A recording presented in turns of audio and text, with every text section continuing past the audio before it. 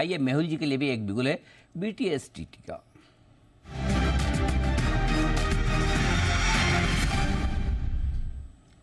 मेहुल जी बताएं sir. Good afternoon Anil ji, good afternoon Deepanshu. Anil ji, एक cash का काउंटर है दैट इज ग्लैंड फार्मा, इसमें बाई की सलाह रहेगी 1820 के आसपास। ये ट्रेड कर रहा है 1780 के स्टॉप लॉस से इसमें खरीदारी करनी है और 1900 का टारगेट रहेगा।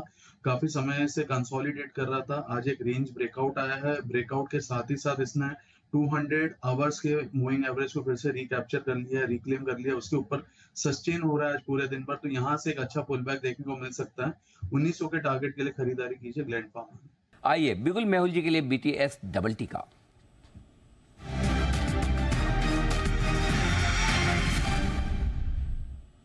मेहुल जी बताएं श्रीमान। सर जी, एक सेल आइडिया है दैट इज BPCL फ्यूचर्स। ये अप्रैल का फ्यूचर हमें सेल करना है।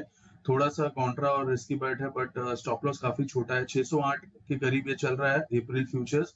618 का हमें स्टॉप लॉस लगाना है और टारगेट रहेगा 588 का।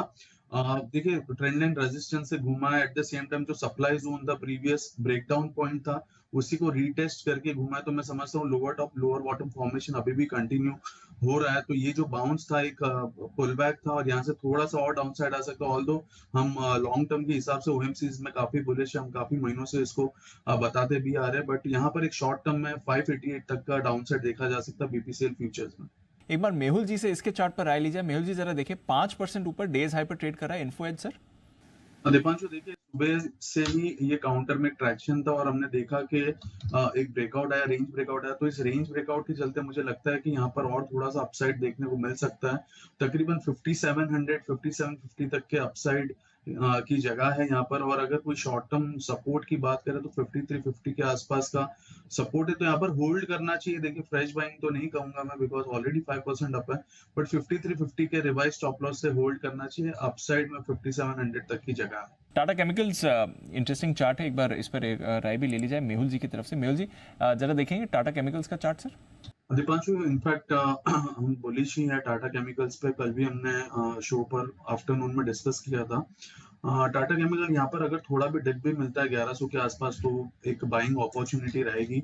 ओवरऑल मुझे लगता है 1030 के आसपास का स्ट्रॉन्ग सपोर्ट है और जो पिछला रैली शुरू हुआ था उसको रीटेस्ट किया इस काउंटर ने, 200 डेमा को फिर से रीटेस्ट किया। तो यहाँ पर जो भी डिप मिलती है 1020 जब तक ब्रेक नहीं होता एक बाइंग अपॉर्चुनिटी रहेगी। ओवरऑल पहले जैसा मूवमेंट तो ना सही बट एटलीस्ट 1200 1250 तक के टारगेट्स दिखाई देते हैं टाटा केमिकल्स में।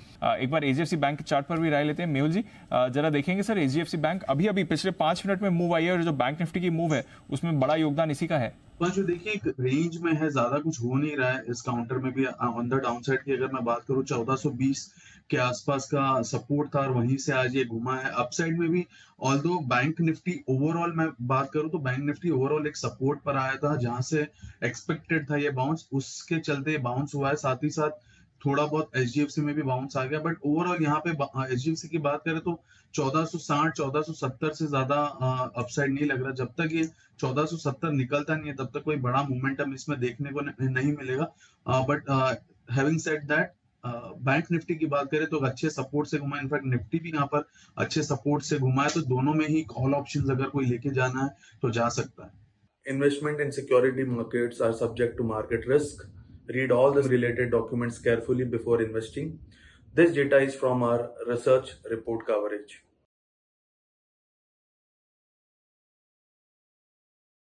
Investment in securities market are subject to market risks. Read all the related documents carefully before investing.